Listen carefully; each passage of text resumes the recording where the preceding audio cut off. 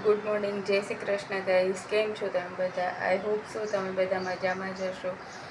અત્યારે થઈ ગયા છે 9:30 અને બ્લોગ ચાલુ કરી દીધું છે. આજે 9:30 કામ બધું જ ફિનિશ થઈ ગયું એટલે 9:30 બ્લોગ ચાલુ કર્યો. જે આપણે પાર્સલ મંગાવ્યું હતું, પાર્સલ તો સારું જ આવ્યું છે, વ્યવસ્થિત છે, પણ એની જે પિન આવે એ મારા ફોન સાથે સેટ નથી થતી, એટલે હવે એ રિટર્ન કરશું. અને અમારે ઘરે જવાનું છે ઈડર સાબરકાંઠા, એટલે ત્યાં ઈડરથી જ દુકાનમાંથી નવા માઇક જોઈને લઈ લઈશું. અને અમે 9-10 તારીખે જઈશું કચ્છથી ઈડર, એટલે એના બ્લોગ પણ તમને જોવા મળશે. ત્યાં ઈડર મારું સાસરું છે, ત્યાં જાશું એટલે ત્યાંના બધા બ્લોગ શૂટ કરશું. મારા પૂરા ફેમિલીને બતાવીશ વિડીયોમાં, મારા પપ્પાની ફેમિલી અને સાસરીની ફેમિલી પણ. અને ત્યાંથી નવા માઇકની પણ ખરીદી કરશું. અને હા, ઈડર જશું એટલે અમારી સાબરકાંઠાની ભાષામાં બ્લોગ આવશે. કેમ છો એમ નહીં, શેમ છો એવી રીતના. હવે માઇક તો હમણાં આવશે નહીં, ઈડર જશું એટલે ત્યાંથી લઈશું. પણ તમે વિડીયો જોવાનું બંધ ન કરતા. અવાજનો થોડો પ્રોબ્લેમ રહે તો પ્લીઝ એને મનમાં નહીં લઈ અને બ્લોગ જોવાનું ચાલુ રાખજો. અને માઇક આવશે એટલે ક્લિયર અવાજમાં બ્લોગ આવશે. અત્યારે જમવામાં બનાવીએ છીએ મગની દાળ, લચકો દાળ મગની.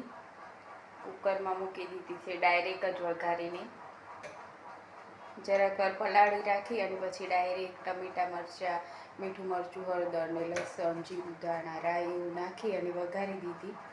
અને રોટલી પણ બનાવી લીધી છે. અત્યારે જમવામાં છે મગની દાળ ને જો અત્યારે જમવામાં છે મગની લચકો દાળ. હર્ષ બેસી ગયો છે જમવા માટે. રોટલી છે, લીંબુ છે કાપેલું,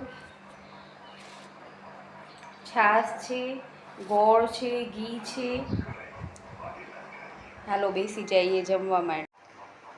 જમીને કમ્પ્લીટ થઈ ગયા છે, વાસણ ઘસી નાખ્યા અને હવે બપોરનો 1:30 જેવો થવા આવ્યો છે. આરામ કરીએ બંને માં દીકરો. હર્ષભાઈ તો સૂઈ ગયા છે. હવે અમે પણ સૂઈ જઈએ અને પછી પાછા બ્લોગ ચાલુ કરશું સાંજના. ગરમી બહુ જ લાગે છે, નીંદર પણ આવતી નથી અને દિવસ ઉનાળાના બહુ જ હાર્ડ લાગે છે કાઢવા, કેમ કે અતિશય ગરમી પડે છે.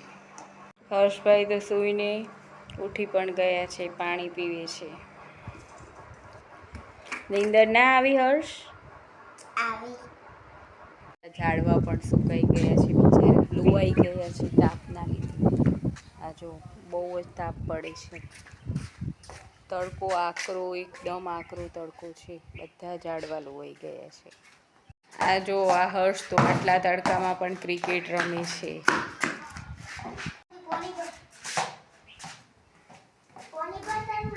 તો ગાઈસ, મારી મમ્મી આટલા તડકામાં પણ ચકલાઓ માટે તેમને પાણી પીવાની વ્યવસ્થા કરે છે.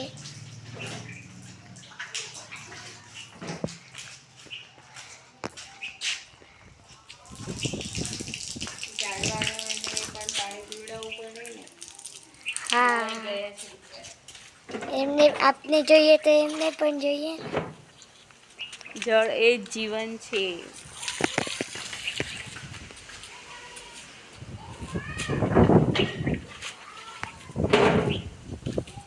આ ઝાડવાઓમાં પણ જીવ છે, એટલે એમને પણ પાણી જોઈએ. સાચી વાત છે. ખબર છે હર્ષ તને, આ ઝાડવા સજીવ કહેવાય. ખબર છે. આપણે જેમ પાણી જોઈએ ને એમ એમને પણ પાણી જોઈએ. બસ ગાઈસ, હવે આજના વિડીયોને અહીંયા અંત કરીએ છીએ. વિડીયો તમને કેવો લાગ્યો કમેન્ટમાં જરૂર કહેજો.